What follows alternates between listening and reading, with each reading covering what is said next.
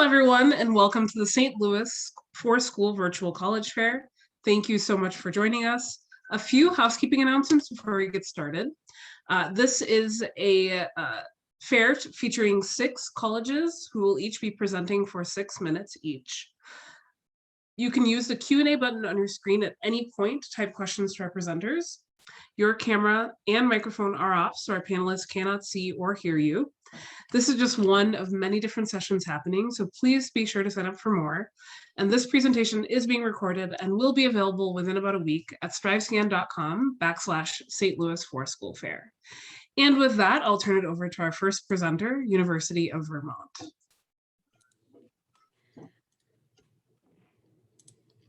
Hello, good evening, everyone. My name is Ashley Brown, and as Layla said, I am the Regional Associate Director of Admission for the University of Vermont. I am so excited to be here today, not only because St. Louis is part of my territory, but I am also a proud alum of Ladue High School. So go Rams. I was born and raised in St. Louis, Missouri. So super excited to be here with all the 4 schools this evening, talking a little bit more about UVM.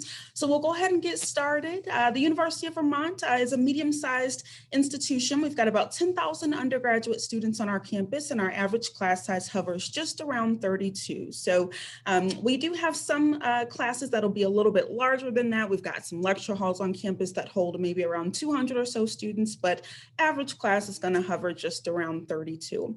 You'll also see here on the left-hand side of the screen that about 73% of our students hail from out of state, while around 27% of students are native to Vermont. This is something that's very unique to the University of Vermont. I think if you look at institutions across the country, you'll see that out-of-state number being a little bit lower, but since Vermont is such a tiny state, we do get students and a lot of interest from all across the country, really. So our total student body represents about 47 different states and about 67 different countries.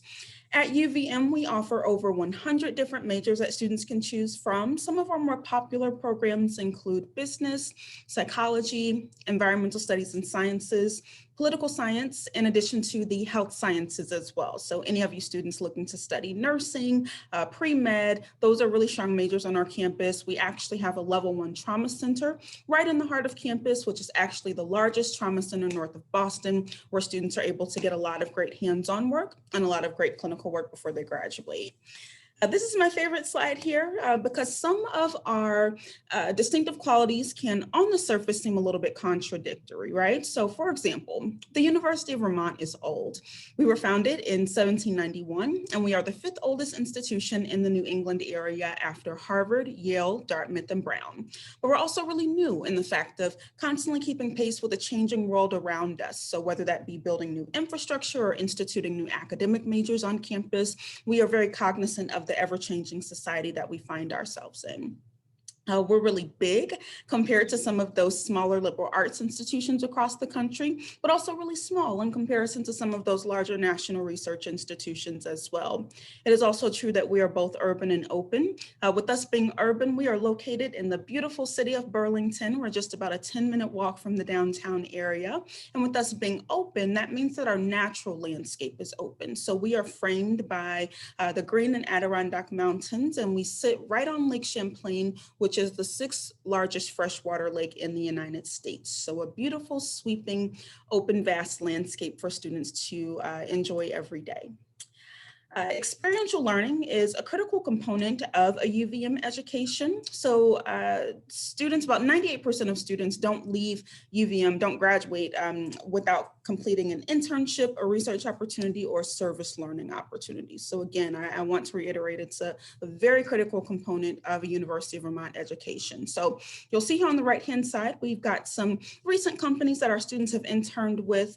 You'll see some pretty big name companies there, but this is just an abbreviated list. We've actually got about 10,000 internships listed in our Career Center that students have worked at and companies that they've worked with over the years at UVM. So students are able to have lots of great opportunities across the board for those hands-on learning experiences. So students are finding out about these experiences through their academic advisors, the Career Center, professors, in addition to just simple word of mouth between students as well. All right, so at the University of Vermont, we also value diversity, equity, and inclusion greatly. On the left-hand side of the screen, you'll see some common core ground values that we center ourselves on at UVM, and those include respect, integrity, innovation, openness, justice, and responsibility. And we've taken these values a step further and integrated them into our curriculum as well. So you'll see on the bottom right-hand side of the screen some education requirements that students have to fulfill in order to graduate and earn a UVM degree. And those requirements are directly influenced by our values there. We also have campus identity centers for students who are looking for a smaller community within the larger context of the University of Vermont. So for some students with a shared sense of identity, these identity centers can serve as a second home to them. So all in all, we really do have a very strong commitment to diversity, equity, and inclusion, and it is something that we are very proud of. This slide talks a little bit about our living and learning communities. So all first-year students do have to live on campus for the first 2 years, and we do have living and learning communities set up for students. And it really enables students to kind of round out their passions, if you would. So say, for example, you have your academic major, but in the living and learning community, you can really also hone in on something that you're really passionate about and take a class in that area, and also do lots of different cool activities around the Vermont area surrounding that specific topic as well. So living and learning communities are a great way for students to build community right off the bat and kind of find your people and find your community right at the beginning at UVM. All right, lastly, a little bit about our admissions profile. Average GPA we see from students hovers around a 3.7. We were test optional last year. We do anticipate being test optional this year as well. So if you choose to not submit a test score, it will not penalize you in any way. We do a holistic review of admissions. That means taking a look not only at your grades and test scores, if you choose to submit them, but also letters of recommendation, essays, activities, things of that sort as well. We also offer scholarships and financial aid for students, for out-of-state students, that range from $8,000 and go on upwards into $20,000 per year. So thank you guys so much. I'll put my information in the chat. I know that's my time, but thank you so much. And yeah, go Catamounts. Thank you so much. Our next presenter is Providence College. Hi, everyone. Happy to be here tonight. Just like Ashley, I too am from the St. Louis area, and I am thrilled to be joining some fellow St. Louisans this evening. So my name is Megan O'Rourke. I am the Associate Dean and Coordinator of Midwest Recruitment at Providence College. So let me just briefly explain that very long title. Essentially, I am based up in Chicagoland and work with the entire Midwest. So I am excited to work with you as you figure out your plans and work through your college journey. So let's get started talking about Providence. So Providence College is a small to mid-sized school. We are based in Providence, Rhode Island. We have just about 4,200 undergraduate students on our campus. And with our graduate students, we have just under 5,000.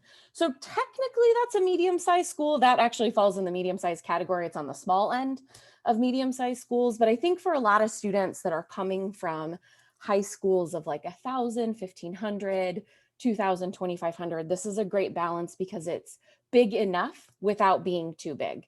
Now, Providence was founded, PC as we call it, was founded as a Catholic and Dominican institution. So we are one of many Catholic institutions across the country.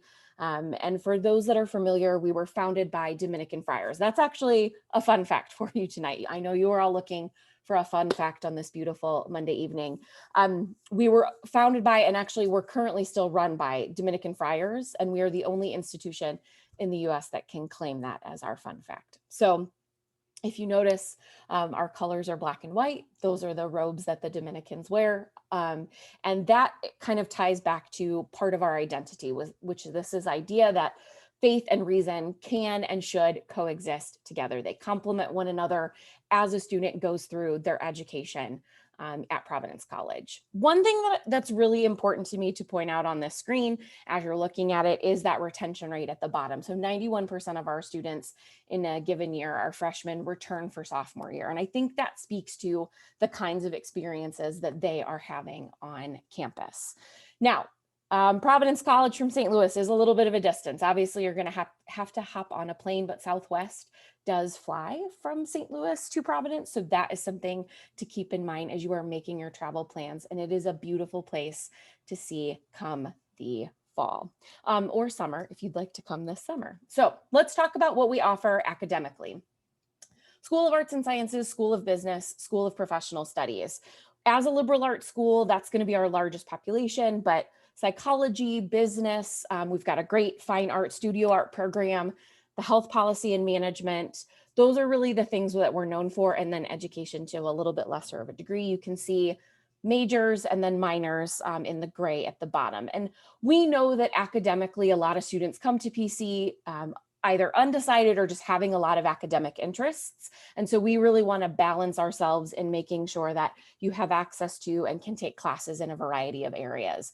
A lot of learning is going to take place in your classes. And so we want you to have the flexibility to be able to build 4 years, that the academic part of 4 years that makes the most sense for whatever you're passionate about, whatever you're excited about doing, or whatever you're thinking about post-graduation from Providence.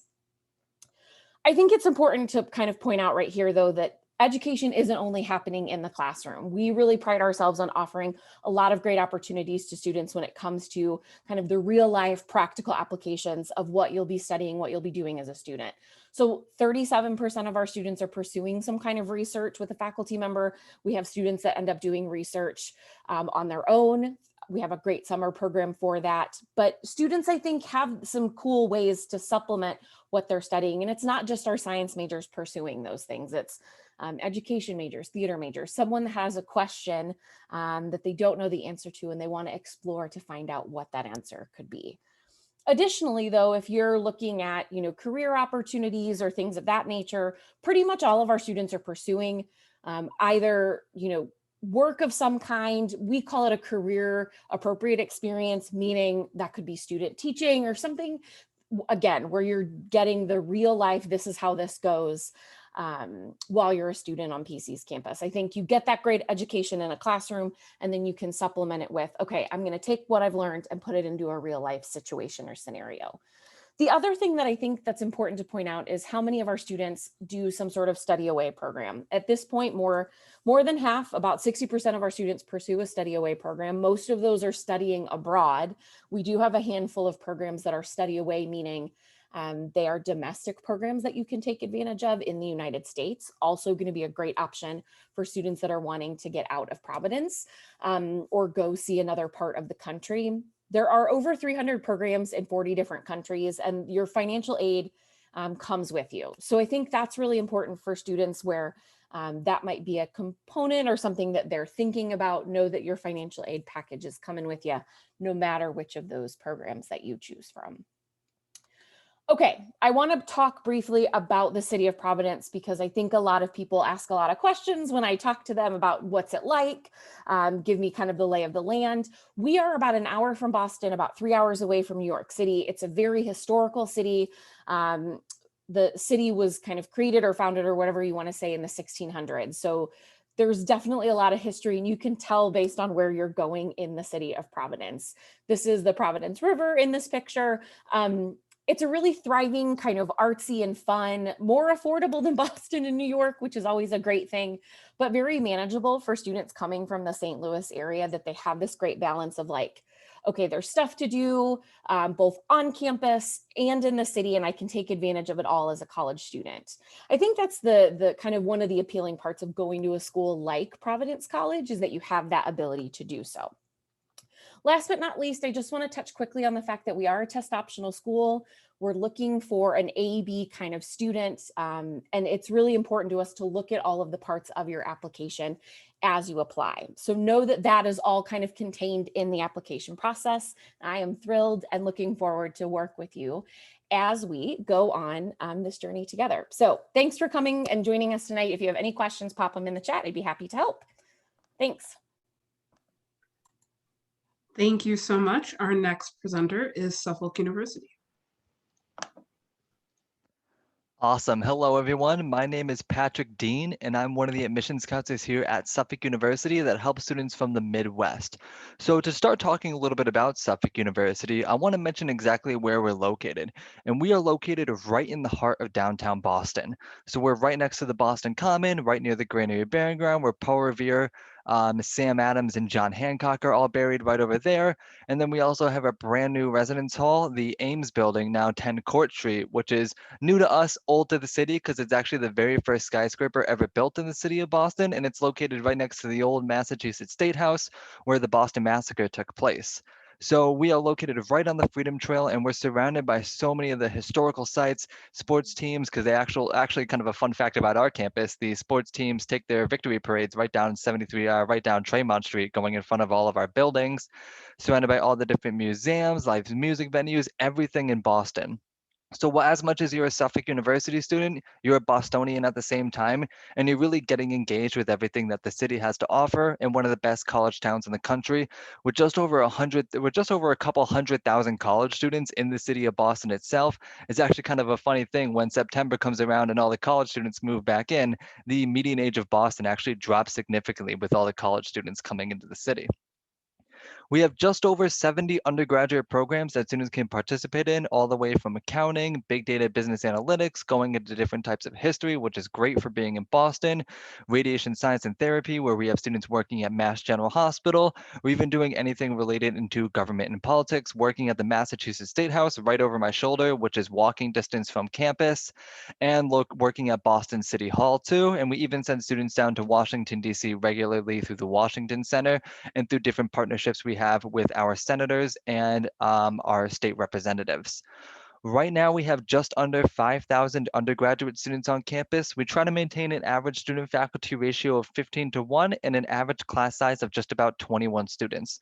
Probably my favorite statistic about Suffolk is 99% of our students are working or in graduate school within a year after graduation. And a big reason for that is our focus with hands-on learning and really a big focus on experiential learning of getting you outside the classroom and into your field as soon as possible.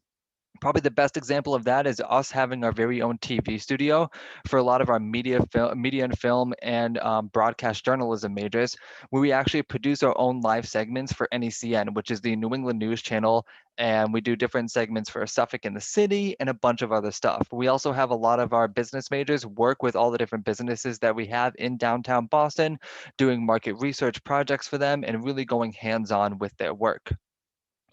Academics is going to be the keystone to any college career, but it's not going to be the only thing about your college experience. So we have over 100 clubs and organizations that students can get involved in. Some of the most popular ones are the Black Student Union, the Video Gamers Army, and Women in Business is a large club too. We also have a bunch of great programs like Journey Leadership Program, which takes students on different team building activities, not just through Boston, but even going down to DC, Florida, and Barbados. We have Student Government Association, who does a fantastic job running different events on campus, like bringing Post Malone and Tory Lanez to concert. And one of my favorite ones, Dancing with the Stars, where we have some famous Bostonians come and it's like Dancing with the Stars, but with many of the Bostonians that we have on campus. We also have 19 NCAA Division III teams that you can participate in. Kind of a cool fact, our women's hockey coach was actually a player on the Buffalo Buttes this past National Women's Hockey League season, making her the only NCAA coach to play in the National Women's Hockey League. And she actually donated all of the proceeds from her jersey sales back to campus to help students at risk. So our sports teams really do participate in everything on campus and really help create a thriving community. At Suffolk, we're very well known for opening up the world to our students. One of the easiest ways to do this is by taking advantage of our own campus that we have located right in the University District of Madrid, Spain. And I think it's within walking distance of the Real Madrid Stadium. So students are in a great location in the city of Spain or city of Madrid. Students can go there for a semester, 2 semesters, a summer, 2 years, or even doing a 4-year program if you want to study international relations. And it's also home to our Global Gateway program, where you can spend your first year spring break at the Madrid campus. It's probably the easiest and cheapest way to take spring break in Spain. We are also partnered with over 50 universities in over 30 countries that you can see down here. And we have different week-long programs like faculty-led study tours or travel seminars where it's built right into your class where you only study abroad for just a week. So there's a lot of ways that you can travel throughout your time here. Right now, 19% of our student body is made up of international students, making us the third highest percentage in the country, and 34% of our students identify as students of color. Right now, our application deadline is November 15th for early action and February 15th for a regular decision for any juniors or underclassmen in the room right now. We need the application, either common application or Suffolk application, your high school transcript, essay, one letter of recommendation, and we are SAT, ACT optional. We actually went test optional just before the pandemic started, and it's not going to change anytime soon for us. So if you feel like your test scores don't represent you, you absolutely do not have to send your test scores to us. It won't bar you from acceptance into any program, and it won't affect your merit aid at the end. And speaking of merit aid, that's automatically considered with your application. This year, we were able to award anywhere from $5,000 all the way up to $22,000, and all we require is the FAFSA. So no CSS profile or anything like that, just a free application for federal student aid. You can see my email right down here, pdean2@suffolk.edu. I'll also put it in the chat for you all to contact me if you have any questions. And if you have any questions in the meantime, please feel free to drop it right in the question and answer box. Thank you so much for your time. Thank Hi, you so much. everyone. Our next presenter is Emerson College. I got really excited. I just jumped right in there. Well, hi, everyone. My name is Eric Osborne, and that is correct. I am from Emerson College. Going to make my, there we go, perfect. So Emerson College is an arts and communication university located right in downtown Boston. So we are actually right down the street from Suffolk University. We're basically neighbors. And we are also right in downtown. We were founded in 1880 by Charles Wesley Emerson, not Ralph Waldo Emerson. Do not write your essay about that. And we're around 3,800 undergraduate students and 700 graduate students. So I think one of the greatest things about Emerson College is its size and its location within the city. We're around, as I said before, that mid-size of 3,800 students. We have a student-to-faculty ratio of 13:1. We have Emerson students coming from 49 states, including DC, Puerto Rico, the Virgin Islands, and 70 countries. And at the same time, we have a really high rate of employment for arts and communication positions within 6 months of graduation. Students at Emerson get to live on campus for at least 3 years. They're actually required to do so. So you're living right on Boston Common, right in the center of the city. So you're getting a real urban experience, but you're also getting an in-classroom experience where you get to work hands-on with professors who have been out in the field, professors who have been teaching a really long time, and really gaining experience that you'll use out in the real world. At the same time, because you apply directly to the major that you're interested in at Emerson College, we also have students take part in liberal arts requirements. So students at Emerson all take part in around 40% of their courses in the liberal arts curriculum, which means that they'll do a first-year seminar, they'll do argumentation, public speaking courses, as well as writing, research courses, and really learn how to be a college student.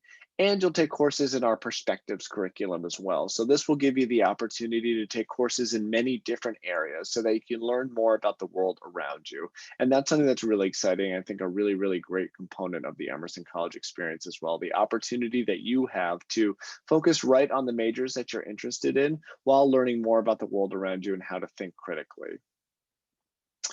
As I said before, we are made up of a school of communication and a school of the arts. So the great thing about Emerson is that we have a wide variety of experiences that I can talk about within the School of Communication. We have our Business of Creative Enterprises program, which is like business for students who want to go into a creative industry. We also have our Communication Sciences and Disorders program, which is like speech language pathology. Communication Studies has 4 separate tracks that students can select. We have journalism, which has previously been ranked #1 in the country, and then we have marketing communication as well. Our global portal programs is something I'll go a little bit more in depth on later. And our School of the Arts as well. So we have a wide variety of leading programs in performing arts, visual media arts for students to get the opportunity to get on stage to create their own film. Our comedic arts program is the first of its kind in the country. It allows students to study comedy in terms of acting, writing, and producing. So it's a really cool opportunity in that respect to be able to kind of jump right into something that you're interested in and study comedy and the history of comedy, but be multifaceted in terms of the projects that you create. We also have a leading writing, literature, and publishing program, which allows students to kind of put that passion for writing, that passion for publishing to use. We also have an opportunity for students to be able to create their own majors. So our IDS major that's housed within the Marlborough Institute for Liberal Arts and Interdisciplinary Study allows students to create their own program that they're interested in.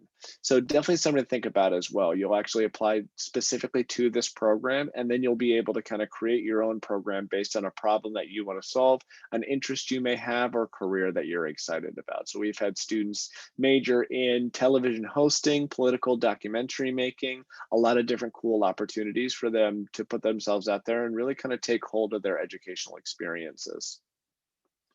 As I said before, our global portal programs are amazing opportunities for students who are interested in a more robust international experience, but still want to graduate with a degree from Emerson College. We have a 2+2 program where students spend 2 years at Franklin University, Switzerland, and 2 years at Emerson. It's the Global BA in Business of Creative Enterprises and the Global BA in International and Political Communication. Our Global BFA in Film Art is an opportunity for students to study in Paris at Paris College of Art during their academic years, and then spend summers at Castile Well, which I'll talk a little bit about later, and on our Boston campus. And then our Global BA in Business of Creative Enterprises Australia is an amazing opportunity for students to spend 2 academic years in Sydney, Australia, while spending an academic year in Boston and then summers in Boston as well. Both the Global BFA in Film Art France and the Global BA in Business of Creative Enterprises Australia are 3 academic year, 4 summer programs. And I'd be happy to answer any questions about those programs after. We have a wide variety of educational opportunities abroad as well. So we have a castle in the Netherlands that our students can stay at for a semester. It's a 14th century castle that Napoleon actually stayed in for one night, which I think is really cool. And then our Emerson LA program is an internship-based program for students interested in getting professional experience out on the West Coast. So that's actually called the Jewel Box, and it's located in West Hollywood, an amazing opportunity for students to kind of get some really interesting experience professionally with companies like Sony, Pixar. We've had students intern for Apple, for a wide variety of production companies and television networks and all that sort of stuff. It is open to all of our majors as well. And a wide variety of semester study abroad opportunities as well in Greece, Spain, the Czech Republic, Hong Kong, pretty much anywhere you'd like to go. As for going to school in Boston, Patrick did such an amazing job of talking a lot about, the benefits of Boston, and Emerson can really match all of those because, again, we are right down the street.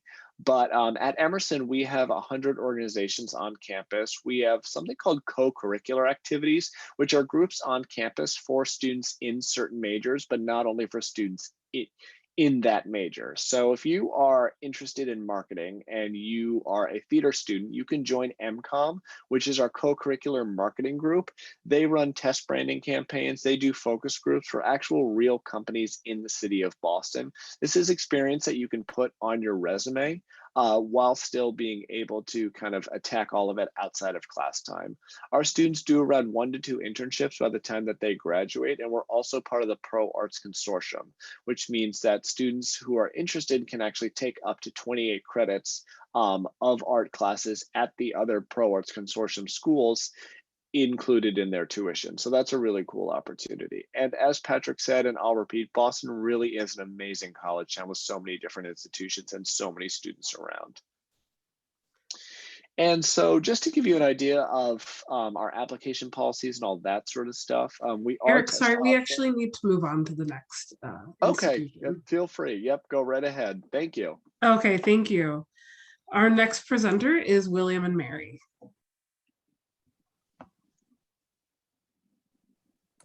Hi, just gonna share my screen. Hang on one second. Thank you all so much for joining tonight to hear all these wonderful colleagues. My name is Caroline Ward. I am with the Office of Undergraduate Admission at William & Mary.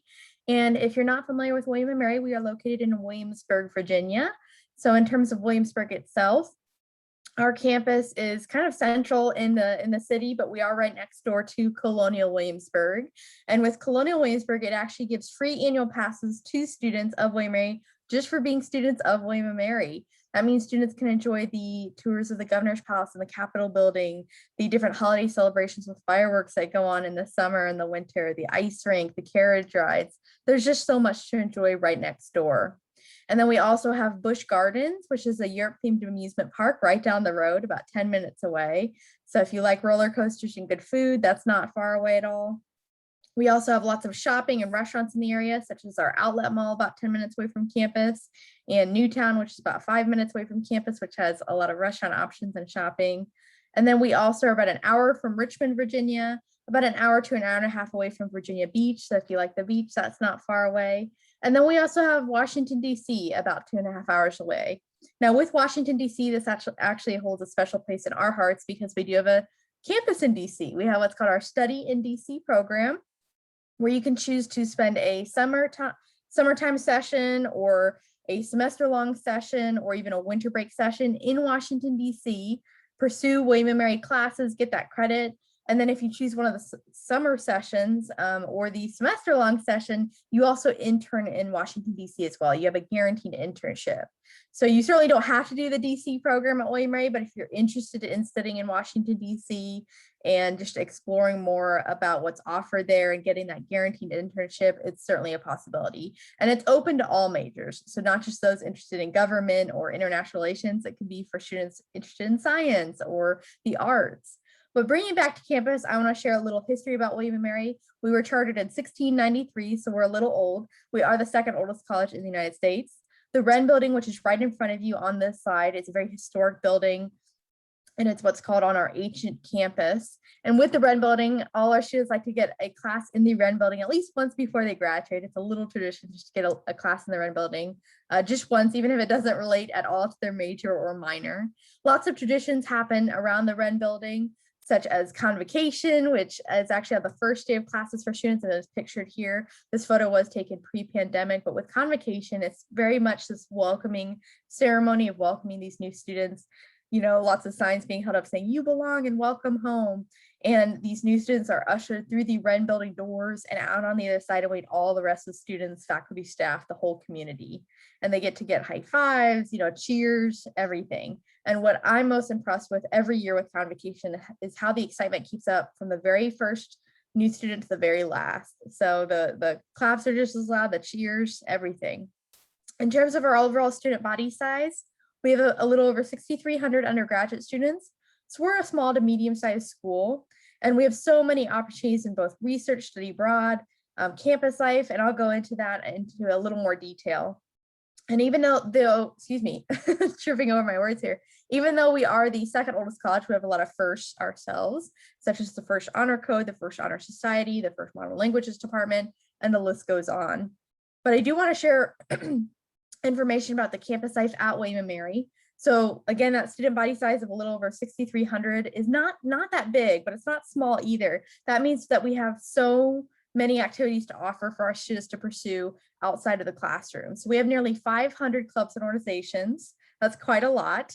Some clubs I always like to mention includes our salsa dancing club, our bird club, which has a lot of bird watching involved with it, 4 Harry Potter clubs. We have a Quidditch club team. We also have a cheese club. So if you love cheese, learning more about cheese, you can join the over 200 member club and join in planning the Cheese Fest in Colonial Williamsburg, and also planning a mixer once a year with the Guacamole Club and the Salsa Club. So those are just a few opportunities at William Mary. We also have 23 varsity sports at William Mary. We are a Division I school, 45 club sports teams, and then a ton of intramural games as well. So that's just a brief glimpse of campus life. And I do want to share information about research opportunities and study abroad at William Mary. So in terms of research at William and Mary, about 80% of undergraduates pursue research with a faculty member by the time they graduate. So that is quite a number. And within that number, about a quarter of students are published by the time they graduate. So you could be a published researcher by the time you graduate from William and Mary. Research is not just in the STEM areas, not just in the sciences, but it can also be in the arts, the humanities, the social sciences. Whatever area you're interested in pursuing research, you can certainly do so at William & Mary. You can also get your research fully funded through scholarships and grants. And certainly if you want to go abroad for research, that's a possibility as well. I actually knew a group of undergraduate students that went with graduate students to Antarctica to study plankton, and then brought it back to Virginia and continued the research at the Virginia Institute of Marine Science. So lots of opportunities to do so. And with study abroad, we were actually rated #1 for participation in study abroad in the United States for public universities. I studied abroad twice in my undergraduate career and I absolutely loved it. So I highly recommend it if you can look into it. We have about $500,000 in scholarship alone to offer for study abroad at William & Mary. And we've had students studying every continent of the world during any time of the year. We have programs offered during the summertime, the semester-long time, spring and winter breaks, a year-long term. We also have a really amazingly unique joint degree program with the University of St. Andrews in Scotland, where you can spend 2 years at William & Mary in Williamsburg, Virginia, and 2 years in Scotland at the University of St. Andrews. So please feel free to ask me any questions about those. And then of course, there's information about the application process I'm happy to answer. But in terms of William & Mary, I just want to bring it to these deadlines and just show you these, and our email is admission@wm.edu. I'll also drop my email in the chat as well, but thank you so much for learning more about William & Mary. Thank you so much. Our next presenter is University of Richmond. All right, hello everyone. And Caroline, I think I might have to start the Cheese Club at Richmond. That sounds just incredible. So I'm gonna go ahead and share my screen quickly so I can tell you a little bit about Richmond. So University of Richmond, we are located in Richmond, Virginia, just like Caroline said, about an hour from Williamsburg.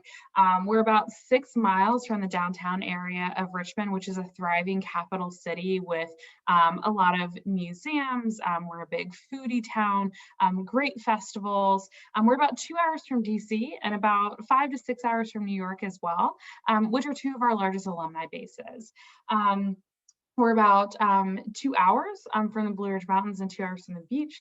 So right nestled in Central Virginia, it's a great area to launch and explore the East Coast. Now, Richmond itself, what our student bodies look like. So we have about 3,000 undergraduate students. So we're on the larger side of a smaller institution with about 90% of students living on campus all 4 years. So highly residential. And we have been so happy to be able to live fully residentially and teach in person all year with low positivity rates on campus. So we've been really lucky to do that. We have a first year retention rate of 94% with an 8:1 student to faculty ratio. And the best part is that 99% of our classes are fewer than 30 students. So really, as a university, really highlighting that collaborative and flexible learning environment. That's in part due to that really great close connection that you can make with faculty, but also with your peers along the way. And what just bring it a little bit further back and look at our class of 2023, so some of our most recent students on campus. We tend to bring in around 815 to 825 students every year. This past year was a little bit larger, as you can tell, but making sure that we recruit and bring to campus a class that is really representative of the world around us. And so we represent 47 different states in total and 69 different countries, with only about 17% of our students coming from the Commonwealth of Virginia. And this diversity that you find in our student body is really meaningful in the practice of academics when you're on campus. So our academics, as you see, there are no direct entry programs to Richmond. So when you apply to the University of Richmond, you're applying undeclared and undecided. And you spend that first year undeclared at Richmond. And you do that to give you the opportunity to explore what a liberal arts education means for all the different academic disciplines that we offer. So that whether it be you're pursuing a major in the School of Arts and Sciences, and that would be our physical sciences, social sciences, humanities, visual and performing arts, and language arts, whether you are applying to the Jepson School of Leadership Studies, which is a first of its kind undergraduate major at Richmond, although now there are about 30 other programs across the world. Leadership Studies is the academic study of leadership historically, presently, and then what we think it can be or should be in the future, and a real examination of the construct of leadership within society.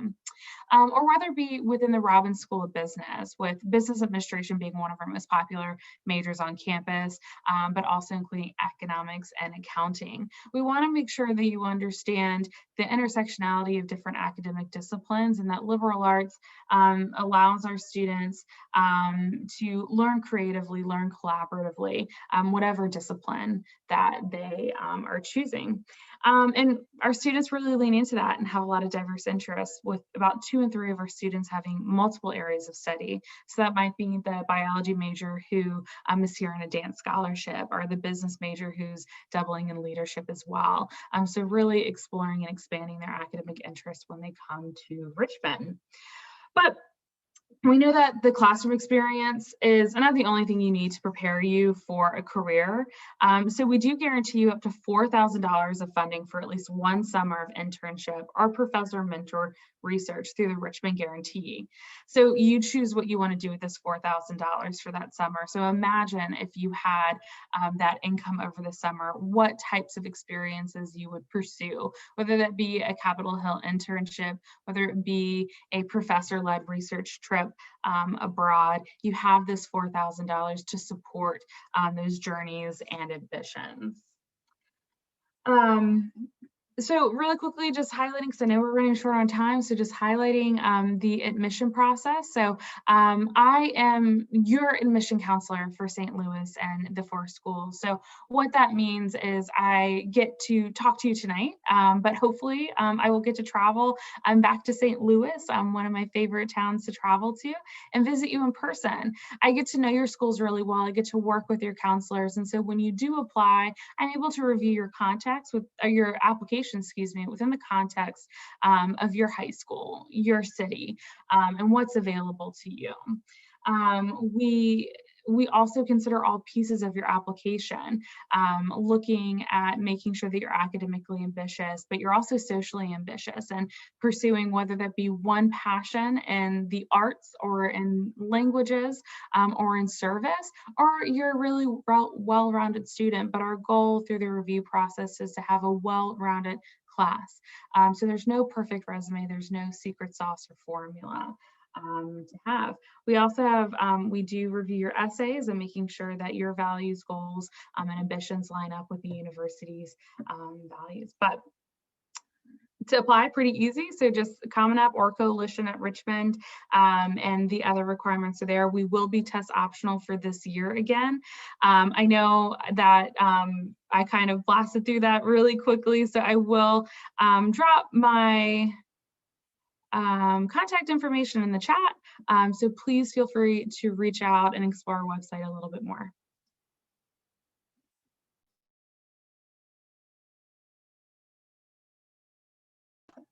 Okay, thank you so much. Okay, let me share my screen now, but